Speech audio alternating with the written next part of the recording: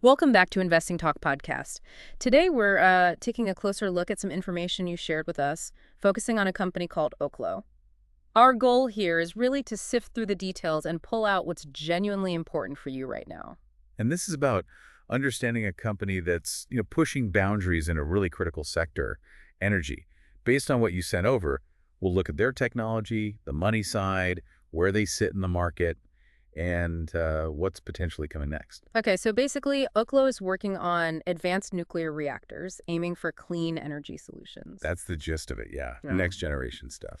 And before we really get into the weeds, if you find this discussion valuable, please take a second to subscribe, like the video, leave a comment, and hey, maybe even consider buying us a coffee to help support what we do. Your support really does help us keep digging into these topics. So let's unpack this then. What exactly is Oklo trying to build or achieve in the energy landscape? Well, fundamentally, they're focused on advanced nuclear energy. But maybe not the giant plants you might think of first. They're developing next-generation fission power plants, and specifically focusing on what are called small modular reactors, or SMRs. The materials mention their specific design, the Aurora powerhouse. It's stated to be capable of producing up to 75 megawatts electric. 75 megawatt. Okay, so that points towards like smaller, maybe more localized power sources compared to the huge traditional ones. That seems to be the idea. Distributed energy potential. Interesting. So is it just about these smaller reactors? Or is there more to their plan? It looks like there's a bit more to it, based on the info. Beyond just, building the plants, they're also exploring nuclear fuel recycling. Fuel recycling. Okay, dealing with the waste issue. Kind of. It's about taking what's often seen as spent fuel, or waste, and trying to get more energy out of it, potentially changing that whole equation.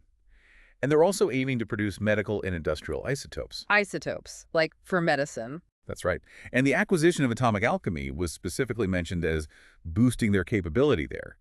Apparently, Atomic Alchemy had expertise in certain radioisotopes. Ah, I see. So bringing them in strengthens that side of the potential business. Seems like it. It adds another dimension beyond just electricity generation. So it's not just power, it's potentially tackling the fuel cycle and making these other valuable products.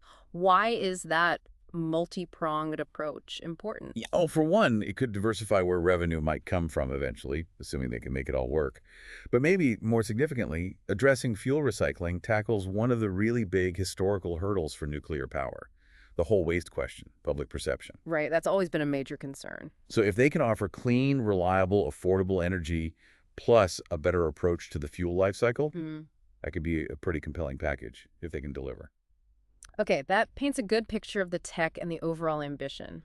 But building totally new reactors, navigating all that, it just sounds incredibly expensive. What do the financials look like at this stage? Yeah, and the materials are clear on this. Oklo is currently pre-revenue. They're deep in the investment and development phase, which, is pretty typical for this kind of complex, long lead time technology. So burning through cash to innovate and get through all the regulatory hoops? Essentially, yes, that's the stage they're in. Do we have any specific numbers to give a sense of the scale of that investment? We do get a couple of data points. For Q1 2025, they reported an EPS earnings per share of negative $0.07. Negative 7 cents. Right. And while that's a loss, it was actually slightly better than the analyst expectation, which was negative $0.08. So the market was kind of braced for a bit worse. Okay, a slight beat on expectations, but still a loss. But maybe more indicative is their projected cash use for the whole year, 2025. The guidance suggests they anticipate spending somewhere between $65 million and $80 million in cash. 65 to 80 million. Wow, that really highlights the cost involved in just developing this stuff. It absolutely does. It's the price tag for trying to commercialize advanced nuclear technology. Now, usually when we look at companies, we talk PE ratios, dividends. How do those standard metrics fit in here? Well, they really don't, not in the usual sense. Since Oklo isn't profitable yet, and obviously isn't paying dividends, those traditional metrics like PE, return on equity, price to book, they just aren't applicable right now based on this information. Right, can't use the same yardstick. Exactly. And getting into things like free cash flow or debt to equity would need their full, detailed financial statements, which weren't in what we reviewed. Makes sense. But I recall the info also mentioned some, well, financial concerns. It did. While this cash burn is expected for a company at this stage, the materials did note broader concerns about financial challenges. And they specifically mentioned a recent $1 billion capital offering. Billion-dollar offering, so they are raising significant money. Yes, which shows they have access to capital, but also underscores that financing this long development cycle is a constant factor and, frankly, part of the risk profile. Okay, so we've got potentially groundbreaking tech, big ambitions, and the financial reality of heavy R&D, even being pre-revenue. What are the key strengths or advantages Oklo seems to have? Several things stand out from the information. First, the technology itself. Their advanced fission designs, like Aurora, are seen as innovative, a different approach. Another point highlighted is their business model. The plan is to build, own, and operate the plants. Build, own, operate. So more control than just selling the designs. Potentially, yes. Control over the whole process and maybe more direct access to long-term revenue streams if successful. And you mentioned regulatory progress earlier. Is that seen as a real strength? Because nuclear regulation is notoriously tough. It seems to be emphasized as a major plus, yes. They've apparently made significant strides, including getting a pre-application readiness assessment from the NRC, the Nuclear Regulatory Commission. That sounds important. It is. Getting any kind of positive regulatory movement in the nuclear field takes a lot of time and effort. So hitting these milestones is framed as potentially putting them somewhat ahead of competitors in the race to deploy these advanced reactors. That regulatory angle feels like a key battleground. Any other strengths mentioned? Strategic partnerships were also highlighted. Working with groups like the U.S. Department of Energy and Idaho National Laboratory adds credibility and access to, vital resources and know-how. Like government backing and research labs? Exactly. And the recent partnership with Korea Hydro and Nuclear Power, KHNP, was also noted as a positive development. Could potentially speed things up on the tech or deployment side. Okay, so advanced tech, a specific business model, regulatory traction, key partnerships. How does Oklo fit into the bigger energy picture? Who are they up against? The information positions them as a challenger, particularly in the growing clean energy market and this emerging SMR small modular reactor space. They're using innovation to try and grab market share. In fact, the materials suggest they're seen as among the leaders, maybe even a first mover, in this specific SMR development push. A leader in the SMR race. Are specific competitors mentioned? Yes, it does note that while Oklo might have some advantages, it's definitely a competitive field. Companies like X Energy and Terrestrial Energy are mentioned as also developing advanced nuclear designs. So others are in the running too? Definitely. Oklo's ability to navigate the regulations and leverage those partnerships seems key to their competitive stance. Right. It always comes back to execution. Now, with all this potential, groundbreaking tech, huge investments, complex regulations, there have got to be major risks too. What hurdles does the information point out? The biggest one, it seems, consistently emphasized, is the regulatory environment itself. Despite the progress they've made. Yes. Even with that progress, nuclear energy just faces incredibly complex, lengthy regulatory processes. There's always the potential for community opposition, and changes in policy could dramatically affect their timelines and costs. Regulation remains a huge factor, a potential bottleneck. Makes sense. That's the nature of the beast in nuclear. What other risks were flagged? Market competition, for sure. As we said, others are working on similar tech. The market for new nuclear isn't infinite, especially initially. There are also inherent technological risks. Developing reactors that haven't been built and operating commercially before always carries unknowns. And then there's the challenge of just getting broad market acceptance for new nuclear tech. And the financial side. Yes, financial setbacks and the sheer amount of capital needed are definitely highlighted as significant risks. That large cash burn rate and the long path before any potential profits, that's a major consideration.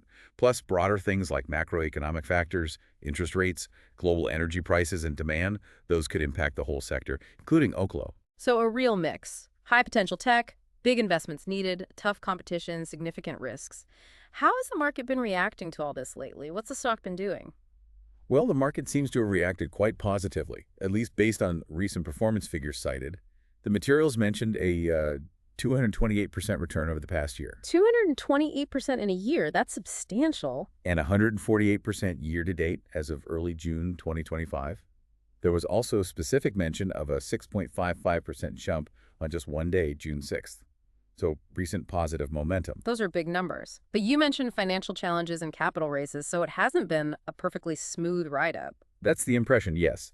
While those longer-term return numbers look strong, the information did also mention volatility. For example, declines noted in after-hours trading following recent earnings reports. Yeah, okay, so swings in price. It suggests the market is excited by the potential, maybe by news like partnerships or regulatory steps, but also reacts to the financial realities and the ongoing investment needs. What about the general feeling or sentiment around Oklo? Is it mostly positive, or is there caution? It seems like a bit of both, really. On the analyst side, the materials noted some positive views, like a recent upgrade to buy with a $71 price target from Seaport Global. That signals some professional optimism. A specific buy rating. Right. And apparently, on social media platforms, places like X and Reddit, discussions are described as generally positive excitement about the tech, the partnerships, the sector's potential. However, the information also points out that even within those positive discussions, people raise concerns. Concerns about the financials, the cash burn, and those persistent regulatory hurdles. So optimism, but tempered with a dose of reality about the challenges. That seems to capture it. Excitement about the what if, but awareness of the how hard. Looking forward then, for someone watching Oklo, what are the key things to keep an eye on? What potential catalysts or milestones are coming up? One of the most critical ones highlighted is finalizing their combined license application, the CLA for the Aurora powerhouse. The main regulatory application. Exactly. That's a huge step. And it's anticipated sometime in late 2025, according to the materials. That's a very concrete milestone to watch. Late 2025 for the COLA, and if that goes through successfully, what's next? Well, if they navigate the COA process, the information indicates that actual construction on their first plant is projected to start in late 2027. Late 2027, so still a few years out for breaking ground. Yes. Moving from regulatory green light to actually building would be another massive milestone, a huge catalyst. Supportive U.S. government policies for advanced nuclear were also mentioned as a potential tailwind that could benefit Oklo and the whole sector. Okay, let's try to bring this all together. We have a company here with genuinely advanced technology, a unique business plan covering fuel recycling and isotopes, significant recent stock gains, key partnerships, and making real progress on the incredibly tough regulatory side. Right. But they're pre-revenue, need enormous ongoing investment, face major financial and regulatory risks, have competitors, and the actual deployment timeline is still years away. That really captures the duality presented in the information. One perspective summarized it as, potentially promising but strongly advising caution because of the high risks inherent in this kind of venture. The view presented suggested Oklo could be seen as a hold or maybe a buy, specifically for investors focused on clean energy, especially given their perceived leadership in the SMR race. So thinking about this from the listener's perspective, Yeah. what does this picture of Oklo mean for you as you consider this company or just the whole advanced nuclear energy space? It's clearly a sector with huge potential, tied into global needs for clean power, but the road to success is paved with some pretty serious technological, financial, and especially regulatory obstacles over a very long time frame. Absolutely. And given those long development cycles, those regulatory dependencies that just define nuclear projects, what parts of Oklo's strategy or maybe broader industry trends do you think will be the most critical determinant of their success over, say, the next decade? What specific detail are you going to keep the closest eye on as this all plays out? That's definitely something to think about. Thank you for joining us on this exploration of Oklo. We've tried to unpack their reactor designs, their financial situation, the regulatory progress, market position, and the risks and potential catalysts ahead. Keep learning, keep asking questions. Indeed. And one last time, if you found this discussion helpful, please do hit subscribe, like, and leave us a comment. And maybe consider buying us that coffee. It genuinely helps us keep these conversations going.